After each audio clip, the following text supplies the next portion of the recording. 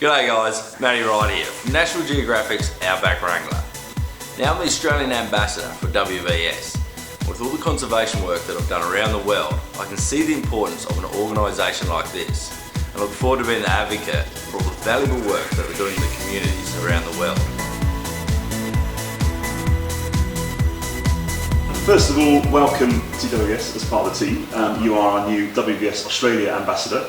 So welcome to the team. Thank you for having me. Good to finally meet you.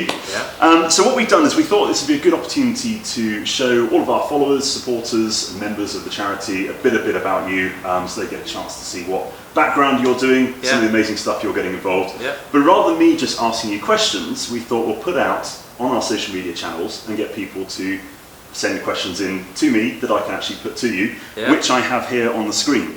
So we've got a real mixture. There's a couple we thought we'd better not ask you, maybe a bit too personal, so we'll skip those. But the first one's actually more from me actually. So obviously I'm from the UK, that's where WVS is based. Yeah. We don't have wranglers there. No. So what is the definition of an Outback Wrangler? Well, the start of the show, the actual name of Outback Wrangler came from pretty much the States. So Wrangler is pretty much originally from the States, with National Geographic's and coming up with the name, what are we going to call the show? What are we going to call you?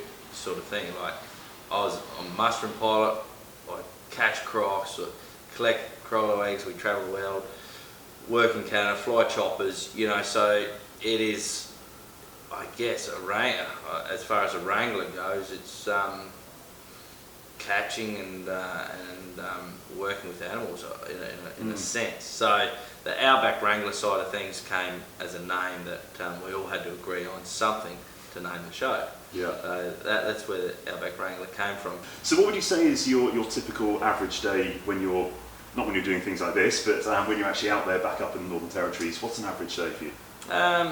Depending on what job we've got going on. So when I get back on Tuesday, I get back up north, pretty much jump in the chopper first thing in the morning. I'm flying out, the boys have already got all the traps, all the boats out there, all the buggies. They've taken a big road train out there with all the gear ready to go. We show up, bait all the traps, put the traps in, we put the boats in, then we spend the day out there catching and moving quite a few crocodiles over the next week or two. So hopefully that day, on Tuesday when I show up, we should have 10 or 15 tied up by the end of the day. Wow. And that's happening this coming week. So, because you're actually filming, was it another series at the moment? Yeah, so we've got the second series of Outback Wrangler coming out, and it's pretty exciting, it's pretty full on. I'm pretty excited about finishing off. This is the last couple of shows to finish it off as well, and it should be aired a bit later this year. Oh great, I look forward to it. And it's going all around the world, I think, isn't it? Yep. So great. So everybody gets to watch it this time. Yeah. Okay, and what, I guess you kind of explained about how you've been involved. So you always always enjoyed wildlife and obviously conservation, and you were saying about bringing snakes home. But what particularly, is there anything that really got you into this in the first place, or was it just naturally No, it's just naturally bred into me. It was, Mum doesn't know where it came from, my father's got no idea, you know. But just ever since I was young, I was always fascinated in the wildlife, watching the wildlife shows, and if we're going on road trips, I was always moving lizards and snakes and picking up birds that have been injured on the side of the road.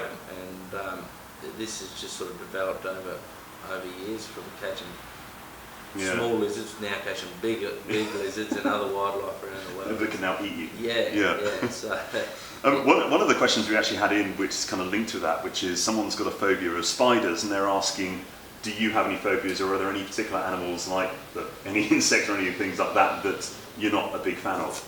Spiders.